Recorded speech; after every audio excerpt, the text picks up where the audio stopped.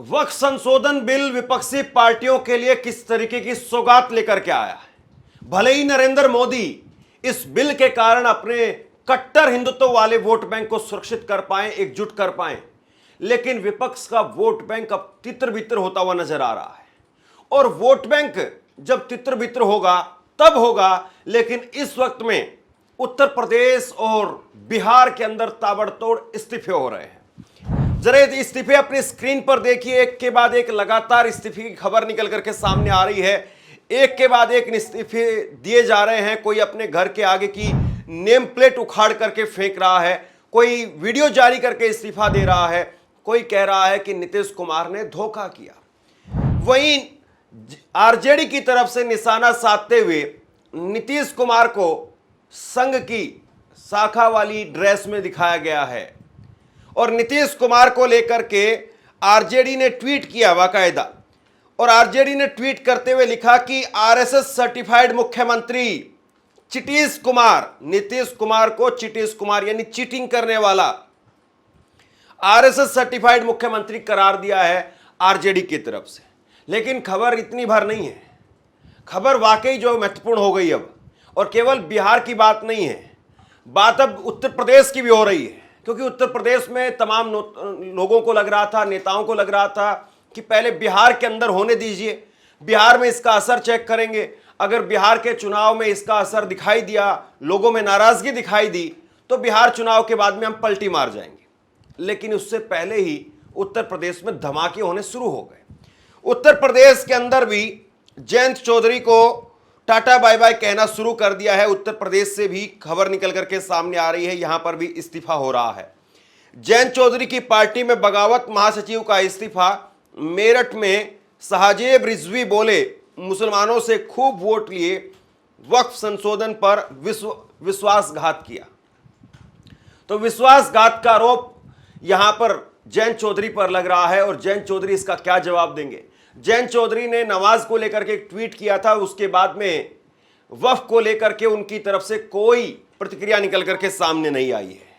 वहीं बिहार के अंदर अलग बवाल मचा हुआ है। जेडीयू समर्थकों ने पार्टी से दिया इस्तीफा। वक्फ बिल पास होने के बाद 24 लोगों ने जताई नाराजगी, जम करके नारेबाजी, कहा अफसोस है।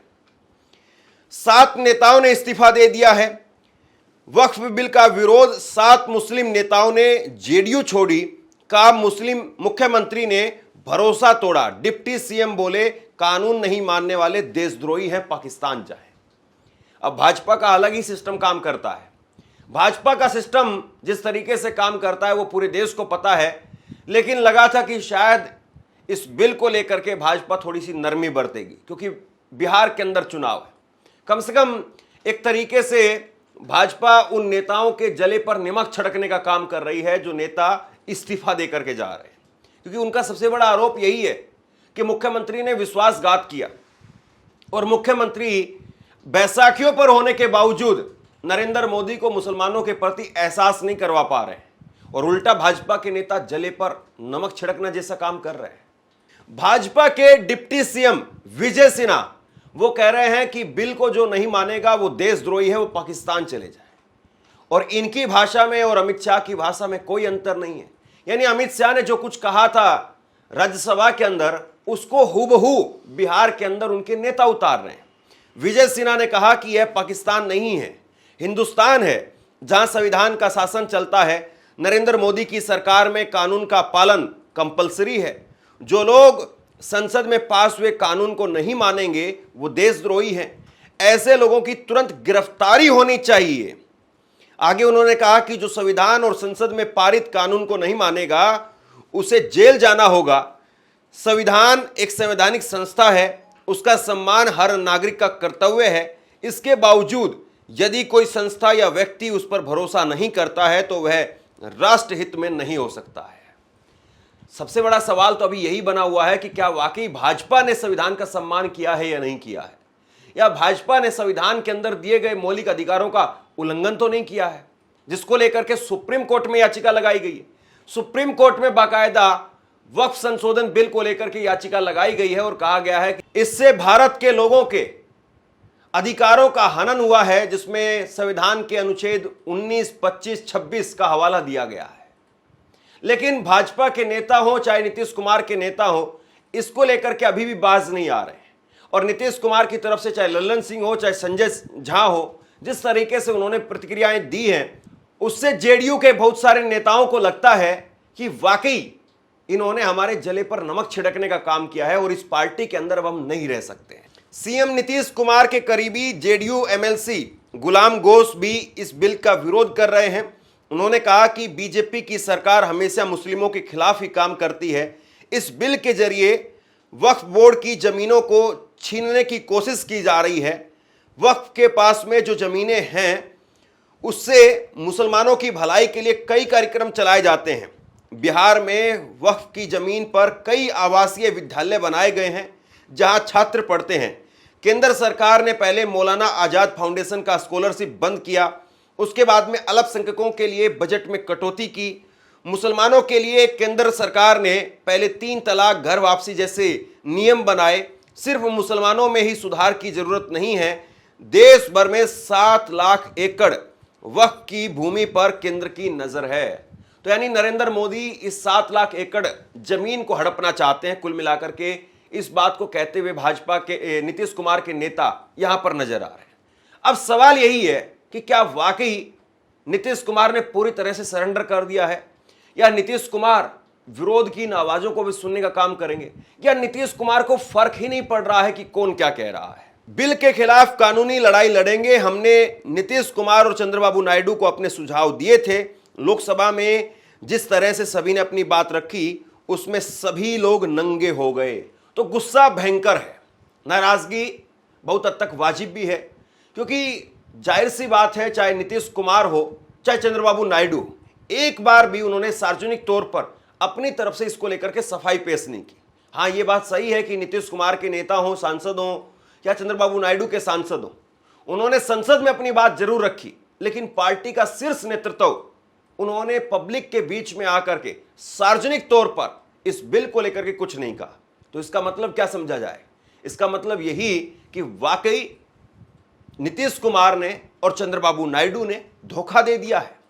एक कार्टून आप देखिए जो बहुत वायरल हो रहा है, सतीश आचार्य ने कार्टून बनाया है। इसमें नीतीश कुमार और चंद्रबाबू नायडू को दिखाया गया है और एक शख्स है मुस्लिम, जिसकी पीठ पर 2 खंजर घोंपे हुए यहां पर दिखाई जा रहे हैं। और नीतीश कुमार और चंद्रबाबू नायडू कह रहे हैं कि ये तुम्हारे भले के लिए है। तो कुछ इस तरीके से दर्शाया जा रहा है, कुछ इस तरीके से बताया जा रहा है कि नीतीश कुमार हो चाहे चंद्रबाबू नायडू हो, उन्होंने धोखा दे दिया है। लेकिन क्या वाकई वो इस बात को स्वीकार करेंगे? और बात केवल बिहार की नहीं है, बात अब यूपी में पहुंच गई है और यूपी में भी जबरदस्त विरोध हो रहा है। यूपी में इस्तीफा देने के बाद साहजेब रिजवी उन्होंने कहा कि पश्चिमी यूपी में मुसलमान आपको अपनी आंखों का तारा समझ बैठा था। इस इलाके में आपके 10 विधायक बने, इनमें कोई ऐसी सीट नहीं है जो जहां मुसलमानों का अच्छा खासा वोट बैंक ना हो। मुसलमानों ने एक तरफा आपको वोट दिया, आज आप सरकार में बैठे हैं तो केवल इस वजह से कि आपके पास में 10 विधायक हैं। मुसलमान जयंत चौधरी के वक्फ बिल का समर्थन करने के फैसले से बहुत आहत है। सेकुलरिज्म की बातें करना और करके दिखाना अलग अलग चीज है। इस समय दिखाने की जरूरत थी, आपको मुसलमानों के पक्ष में खड़ा होने की जरूरत थी, लेकिन आप खड़े नहीं हुए। तो जयंत चौधरी को भी यहां पर झटका लगा है और जयंत चौधरी के महासचिव उन्होंने इस्तीफा दे दिया है। यह अपने आप में बड़ी खबर है, लेकिन इस खबर की चर्चा टीवी पर नहीं हो रही है। टीवी पर विजुअल दिखाए जा रहे हैं कि नहीं नहीं, मुसलमान तो इससे बहुत खुश हैं, मुसलमान तो मोदी को शुक्रिया बोल रहे हैं, मुसलमान तो मोदी के प्रति गदगद हैं, मुसलमान तो इंतजार कर रहे हैं कि अब वाकई कुछ लोगों के चुंगल से करोड़ों रुपए की जमीन, लाखों करोड़ों रुपए की जमीन वो छूट जाएगी और अब उनके हिस्से में आएगी। हालांकि 15-15 लाख वाले लोग अभी तक इंतजार कर रहे हैं और उसके बाद में भी बहुत सारे जुमले हैं नरेंद्र मोदी का, जिनका सिर्फ इंतजार ही हो रहा है। टीवी पर दिखाया जा रहा है वक्फ के बहुमत बली, नीतीश कुमार, चंद्रबाबू नायडू, चिराग पासवान और जयंत चौधरी। लेकिन क्या चारों ये नेता सामने आकर के इतनी हिम्मत रखते हैं कि सामने आकर के कहें डंके की चोट पर कि हां, हमने नरेंद्र मोदी की सरकार का ये बिल पास करवाया है, मुसलमानों को वोट देना है तो दें, नहीं देना है तो मत दें। सीधी सी बात है, मुसलमानों का वोट लेकर के इन चारों का वजूद है। मुसलमान का वोट अगर नहीं मिलेगा तो चारों का क्या वजूद बचेगा, ये देखने वाली बात है। लेकिन जिस तरीके से आज इनके सिर पर सेरा बांधा जा रहा है, ये निश्चित तौर पर इनको उतना ही नीचे गिराने का भी काम करेगा। आरजेडी के बाहर एक पोस्टर लगा और उस पोस्टर पर लिखा गया कि गिरगिट रंग बदलता था, ये तो उससे भी ज्यादा स्पीड से रंग बदलने वाले निकले। इफ्तार देकर के ठगने वाले, ईद में टोपी पहन करके टोपी पहनाने वाले, वक्फ पर धोखा दिया, एनआरसी पर भी वही किया। अब जनता सबक सिखाएगी, सब याद रखा जाएगा। और आरएसएस की भूमिका में, आरएसएस की ड्रेस में अब नीतीश कुमार को दिखाया जा रहा है। यानी अब पूरी तरह से तलवारें खिंच चुकी हैं, लाइन खिंच चुकी है। और अब सवाल यही है कि नीतीश कुमार मनाएंगे या नीतीश कुमार पूरी तरह से सरेंडर कर चुके हैं। अब उन्होंने भी अपनी तरफ से दरवाजे बंद कर लिए हैं। वक्फ बिल मुसलमानों के खिलाफ है, हम किसी भी सूरत में इसे स्वीकार नहीं कर सकते हैं। लल्लन सिंह ने लोकसभा में जिस तरीके से इसका समर्थन किया, इससे दुखी हूं। तो ये लगातार नाराजगी निकल करके सामने आ रही है और नाराजगी के जरिए लोग बता रहे हैं कि वाकई नीतीश कुमार ने ठीक नहीं किया है। लेकिन नीतीश कुमार तो ऐसा मानते ही नहीं है और ना ही अमित शाह मानते हैं। इसीलिए तो अमित शाह ने संसद में खड़े होकर के कहा, यह संसद का कानून है, इसे हर हाल में मानना ही पड़ेगा। एक सदस्य ने कह दिया माइनॉरिटी इस कानून को स्वीकार नहीं करेगी।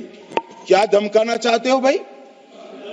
संसद का कानून है, सबको स्वीकार करना पड़ेगा। स्वीकार नहीं करेंगे मतलब क्या है? कैसे बोल सकते हैं कोई हम कानून को स्वीकार नहीं करेंगे?